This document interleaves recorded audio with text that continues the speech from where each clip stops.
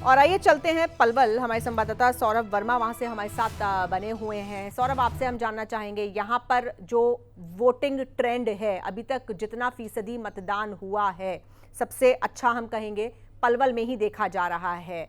क्या अमूमन ऐसे ही रहता है यहाँ पर और चुनावों में भी इतना ही उत्साह मतदाताओं में देखने को मिलता है या इस बार थोड़ा ज्यादा उत्साह है?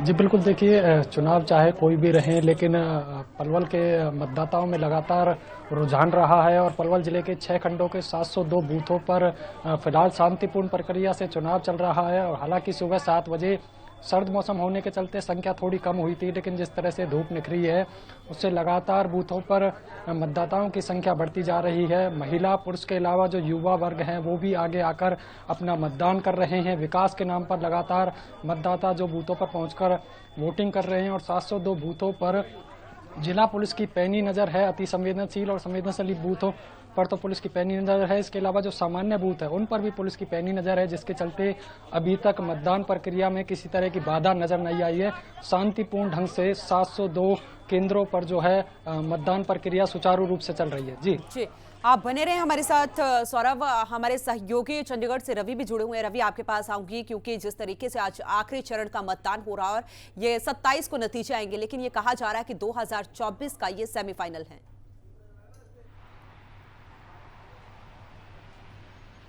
देखिए, निश्चित तौर पर जिस तरीके से अगर हम बीते कुछ वर्षों की बात करें, जिस तरीके से देश के अंदर जो है वो किसान आंदोलन जो है वो देखने को मिला, उसके बाद लगातार जो है किसानों की समस्याओं को लेकर जो है वो लगातार किसान नेता जो है वो सरकार के विरुद्ध जो है वो खड़े दिखाई दिए। साथ ही साथ अगर हम पंचायत चुनावों की बात करें तो बीते लगभग 1.5 वर्षों से जो है वो 1.5 वर्षों से अधिक समय से जो है पंचायत चुनाव कंडक्ट नहीं करवाए गए थे प्रदेश के अंदर, जिस वजह से बहुत से विकास के कार्य जो थे वो रुके हुए थे। ऐसी स्थिति के अंदर जब विकास के पंचायत चुनाव जो है वो कंडक्ट करवाए जा रहे हैं, बाकायदा शांतिपूर्वक तरीके से जो है पहले 2 चरणों में चुनाव जो है वो कंडक्ट हो चुके हैं। हालांकि अगर हम नू को छोड़ दें तो वहां से कुछ एक हिंसक घटनाएं जो थी वो सामने आई थी, लेकिन उसके अलावा समूचे लेकिन आपने रवि यहाँ पर जिक्र किया कि किसान आंदोलन भी इस दौरान हुआ, लेकिन अगर बात करूं इससे पहले नगर निकाय के चुनाव हुए और उस समय देखने को नहीं मिला कि कहीं ना कहीं किसान आंदोलन का असर नजर आया, क्योंकि उसमें बीजेपी ने बम्पर जीत हासिल की।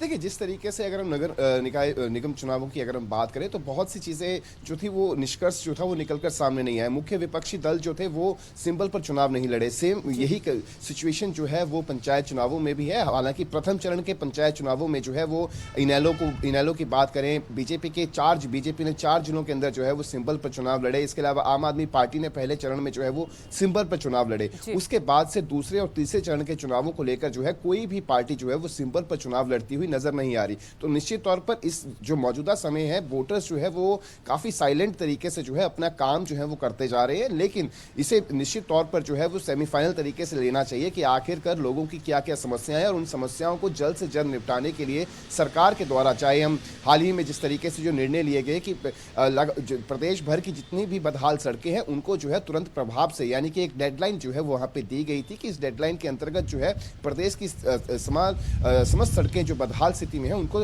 दुरुस्त किया जाए। इसके अलावा नगर निगम को लेकर जो नगर निगम के अंदर जिस तरीके से अलग अलग क्लॉजेस बनाए गए ताकि आम जन को जो है वो असुविधा ना हो, उन तमाम चीजों को देखते हुए सरकार द्वारा ये प्रयास जो है वो लगातार किए जा रहे हैं। तो वहीं अगर पंचायत चुनावों की बात करें तो पंचायत चुनावों का विकास जो था वो काफी समय से रुका पड़ा था। बहुत से जो ग्रांट्स होते हैं रवि, आप बने रहे हमारे साथ।